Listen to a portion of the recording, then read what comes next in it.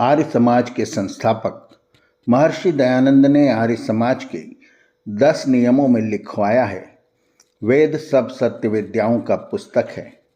वेद का पढ़ना पढ़ाना और सुनना सुनाना सब आर्यों का परम धर्म है। यहाँ आर्यों से आशय किसी जाति से नहीं है, बल्कि सभी श्रेष्ठ मनुष्यों से है, वो भी कर्मों से श्रेष्ठ, जाति से नहीं। स्वामी दयानंद के पूर्व वेदों को पंडितों ने एक ऐसा हौवा बनाकर रखा गया था जैसे उसके मंत्रों का पढ़ना या सुनना सबके लिए नहीं हो। प्रक्षिप्त मनुस्मृति में लिखा भी है और प्रचारित भी किया गया है, स्त्री शूद्रो नाधीयतामिति श्रुतः, अर्थात महिलाएं और शूद्र वेद पाठ न कर सकते हैं न सुन सकते हैं। सत्यार्थ प्रकाश में स्वामी दयानंद लिखते हैं, क्या ईश्वर पक्षपाती है जो स्त्री और शूद्रों से भेदभाव करता है? यदि ईश्वर ऐसा चाहता तो महिलाओं के शरीर में वाक और श्रोत्र इंद्रिय क्यों रचता?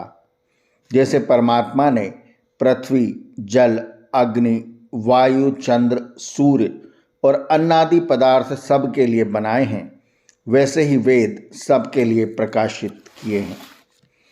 स्वामी दयानंद को अनेक बार इसके लिए विरोध भी झेलना पड़ा। ऐसी ही एक घटना पूना की है।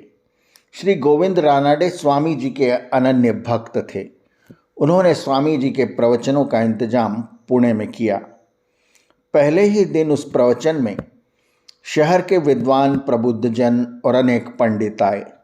स्वामी जी अपने प्रवचनों की शुरुआत वेद मंत्रों से करते थे। जैसे ही उन्होंने वेद मंत्रों का पाठ शुरू किया, कुछ पंडित उठकर खड़े हो गए। प्रवचनों के संयोजक कुछ अधिकारियों ने उनसे पूछा कि क्या हुआ जो आप अचानक खड़े हो गए?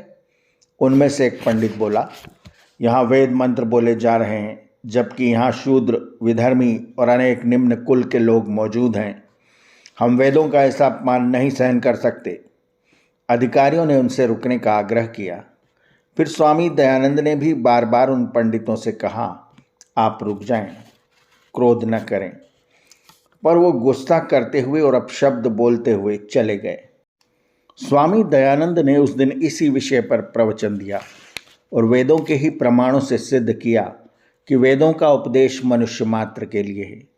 इस घटना के बाद स्वामी जी के प्रति आम जनों की श्रद्धा और बढ़ गई तथा पूना की प्रवचन माला में भारी संख्या में श्रद्धालु पहुंचने लगे।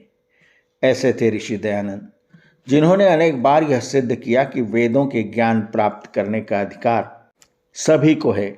आज यदि हम अनेक महिला पुरोहितों को यज्ञ व अन्य संस्कार कराते हुए देखते हैं तो उसका श्रेय महर्षि दयानंद को ही जाएगा। आर्यावर्त की कहानियाँ चैनल को सब्सक्राइब करें और बेल आइकन के बटन को दबाएं, ताकि हम जब नई आर्यावर्त की कहानियाँ लेकर आएँ तो उसकी सूचना आपको तुरंत मिल जाए। धन्यवाद। नमस्ते।